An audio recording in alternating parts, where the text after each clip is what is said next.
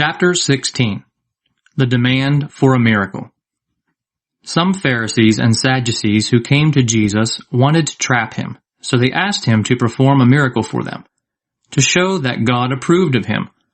But Jesus answered, "When the sun is setting, you say, 'We are going to have fine weather, because the sky is red.' And early in the morning you say, 'It is going to rain, because the sky is red and dark.'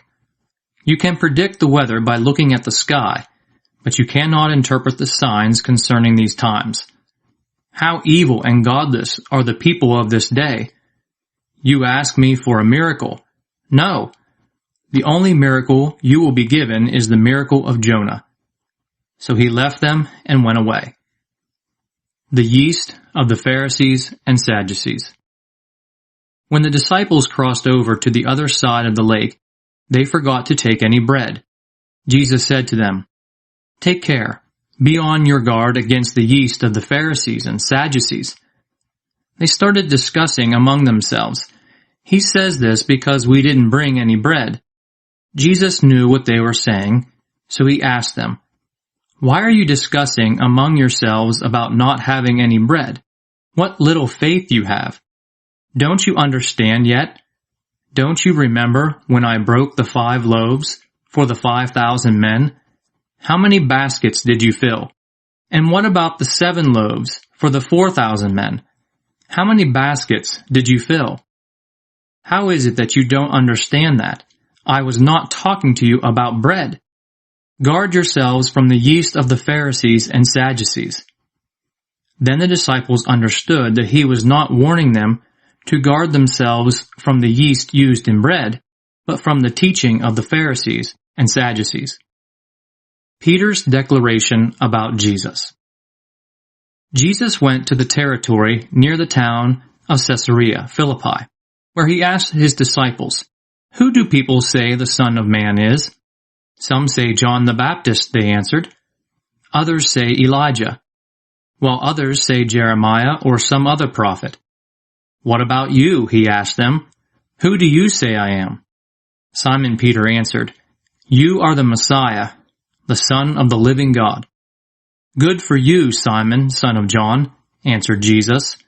"For this truth did not come to you from any human being, but it was given to you directly by my Father in heaven. And so I tell you, Peter, you are a rock, and on this rock foundation I will build my church, and not even death will be able to overcome it. I will give you the keys of the kingdom of heaven. What you prohibit on earth will be prohibited in heaven, and what you permit on earth will be permitted in heaven." Then Jesus ordered his disciples not to tell anyone that he was the Messiah. Jesus speaks about his suffering and death. From that time on, Jesus began to say plainly to his disciples, "I must go to Jerusalem and suffer much from the elders, the chief priests, and the teachers of the law. I will be put to death, but 3 days later I will be raised to life." Peter took him aside and began to rebuke him. "God forbid it, Lord," he said. "That must never happen to you." Jesus turned around and said to Peter, "Get away from me, Satan. You are an obstacle in my way, because these thoughts of yours don't come from God, but from human nature." Then Jesus said to his disciples, "If any of you want to come with me, you must forget yourself, carry your cross, and follow me. For if you want to save your own life, you will lose it. But if you lose your life for my sake, you will find it. Will you gain anything if you win the whole world but lose your life?